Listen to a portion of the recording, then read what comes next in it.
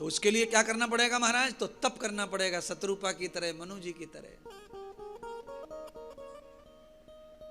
संसार के कामों को, आपके धन दौलत को समेटने वाला, खाने वाला तो आप कैसे भी पैदा कर लो, वो समेट ही लेगा, खा ही लेगा।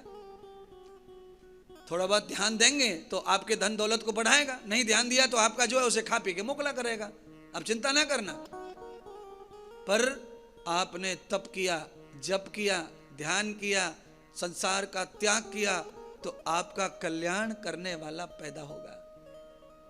तीसरा, भगवान के संसार में आने का यह तीसरा नियम सूकदेव जी ने परीक्षित को कहा, राजन, परमात्मा भी सृष्टि पर आए, उन्होंने भी बहुत सारे दुख देखे। पहला अवतार हो गया जय और विजय का।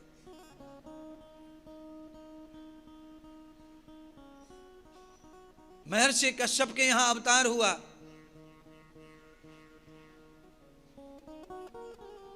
दिति महतारी बनी,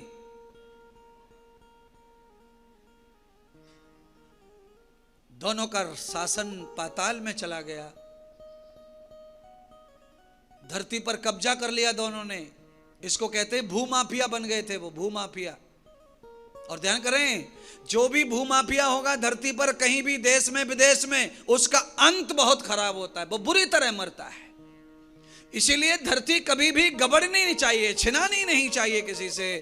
धरती हमेशा सम्मान और इज्जत के साथ ही ग्रहण करनी चाहिए।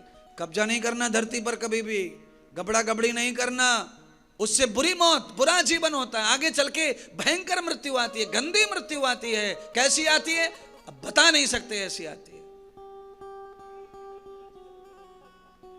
चिथड़े उड़ जाते हैं, चिथड़े, नाक पहचानना मुश्किल, कान पहचानना मुश्किल। भूमाफिया बन जाना मत। हिरणाक्ष भूमाफिया बन गया, पूरी धरती को कब्जा कर लिया। धरती दुखी हो गई, व्याकुल हो गई, ब्रह्मा जी भी परेशान हो गए।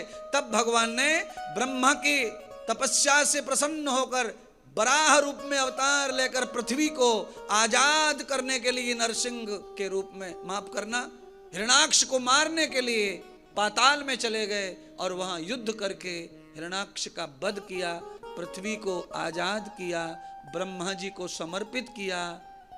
भगवान अंतर ध्यान हो गए।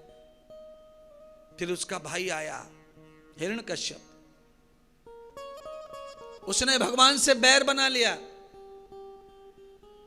कई लोग बना लेते हैं बैर, किसी का इकलौता बेटा मर जाए तो कभी कभी आदमी बैर बना लेता है भगवान से। पूजा बंद कर देंगे, मंदिर जाना बंद कर देंगे, हवन बंद कर देंगे। क्या मिला, अब क्या होगा, क्या होगा, कैसे होगा, क्यों होगा, क्या हो? अरे महाराज, एक चीज दे करके वापस लिए, तुम्हारा बिगाड़ा कुछ नहीं है। जो दिया था उसे वापस लिया है, इतने में ही आदमी इतना नाराज हो जाता है कोई कोई कि भगवान को पूरी तरह से खारिज कर देता है। कभी मत करना, तुम करना मत, क्योंकि जो आया है तुम्हारे पास वो तुम्हारा था ही नहीं। वहां से फिक्स होके आया, इतने दिन के लिए जाना है और लौट के आना है। आया गया और तुम लोग नाराज हो गए हैं। इतनी हमने कथा की, इतना दान किया, इतना ये किया है, काई भेटला माला, काई नहीं, काई आड़े आला पुण्य, काई नहीं। अरे महाराज, ये सब बकवास है, ये सब भाव नहीं आना चाहिए। भाव ये आना चाहिए, ईश्वर जो कुछ करता है अच्छा करता है, मानव ही परिवर्तन से डरता है। ये जो परिवर्तन आया है ना, इससे घबराहट होती है, टेंशन आता है। क्योंकि नकली सपने जोड़ के रख लेते हैं अपन, नकली सम्मान जोड़ के रख लेते हैं बच्चों के साथ, परिवार के, भाई के साथ, बहन के साथ, बूब के साथ, बच्चे के साथ, बती के साथ, पोते के साथ। पैदा होने के बाद ही उसे काम सौंप देते हैं। बड़ा होके तू ये करेगा, बड़ा होके तू वो करेगा, बड़ा होके तू ये करना, बड़ा होके तू ये करना। अरे काम सौंप रहे हैं, काम बड़ा भी कर रहे हैं, काम भी सौंपते जा रहे हैं, उसके थोपते जा रहे हैं, थोपते जा रहे हैं। फिर वो काम करने के समय पर बड़ा होते होते मर जाए तो फिर आता रोना, फिर आती है तकलीफ, फिर आता है टेंशन। टेंशन किस बात का? इसी बात का, इसी बात का टेंशन आता है। गाड़ी कौन चलाएगा? तू चला गया,